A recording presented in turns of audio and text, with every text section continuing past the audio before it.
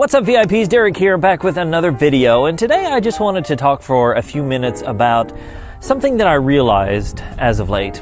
So my wife and I recently went car shopping. Our older vehicle was, a few years old and was giving us not a whole lot of trouble, but we thought, maybe it's a good time to switch vehicles. And so we ended up buying a different vehicle. We actually got a new Chevy Traverse, and it's not brand new. Well, it's new to us anyway.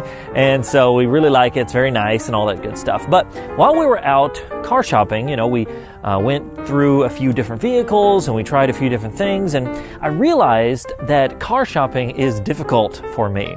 And the reason for it is I can't drive.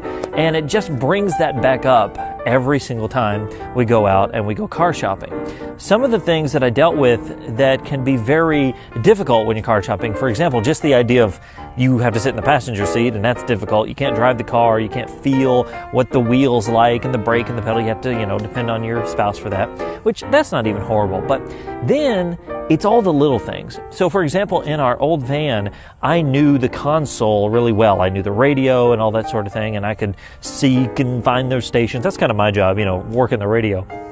But whenever it came to these new ones, obviously I didn't know it, and so it was challenging to figure that out. Now, the new vehicle we got, it seems like it's going to be pretty easy to learn and not going to be too hard, so that's a good thing. But sitting in those vans and those Traverses and those things, it was like, I don't know about this. One such vehicle we drove, I couldn't even, it was all touchscreen, and it was like, I'm not going to be able to use this at all. And so it's very, very difficult.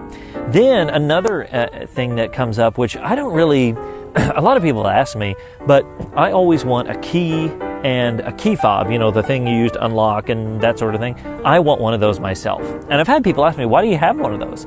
And, usually bitterly, I'm like, because I'm paying for the car too, and I want to be able to unlock the doors and things like that.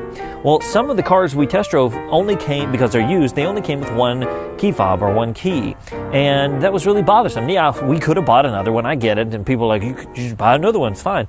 But it's like, if I feel disconnected from the car yet again. So I can't work the radio, I can't unlock and lock the doors, I don't have access to things like that. It feels like if the car's locked, I have to go to my wife's keys to unlock it, and again, it's another disconnection from the car process. Not only you can't drive it, you can't even access it, you can't, get in the car. So that car driving was a little bit, I don't know, it wasn't bad, don't get me wrong, it was just a little bit difficult. And the reason I bring this up today is because I just want to let you know there are going to be times in your life when you're going to have these moments. Look, I've been visually impaired over 16 years now, and we're buying a car and it still hits me. I get a little upset, I get a little depressed, but I know that it's probably going to happen. And when it happens, I'm probably pretty sure of what it is. Maybe not always, I'm not like, a psychic and can tell everything, but I'm pretty sure probably what's going on. We're buying the car, I can't drive, and I can go down that road of saying, okay, now I can kind of figure out why I'm feeling this way. So if you're newly visually impaired, there might be some challenges you face and you're like, I'm not sure what's going on here. Well, just be assured that it happens to everyone, and it does get easier over time. I'm not suggesting that it goes away and you never deal with it again, but it gets easier because you can kind of tell, okay, this is why this is happening. So whether it's buying a new car or whether it is doing something that you always like to do and you can't do it the same way, whatever it is, if you have feelings of sadness, sorrow, a little bit of disconnect from things, it's perfectly okay. And I just wanted to let you guys know that, let you know that I struggle with that, and you probably do as well. But here is the great thing. We got a new car, or new to us anyway, and it's got some cool new features. I'm able to use those features, and it worked out for the best. So it does work out. And even if it doesn't work out exactly as you think it will, I promise it does work out in the end. It might be not exactly like you thought, but things will be okay. So I just want to encourage you with that today. Hopefully you find this helpful, and I hope that my, simple little encouragement gives you a little bit of a boost today. My question for you today is, do you experience these things like when you're car shopping or when another activity comes up you've had trouble with?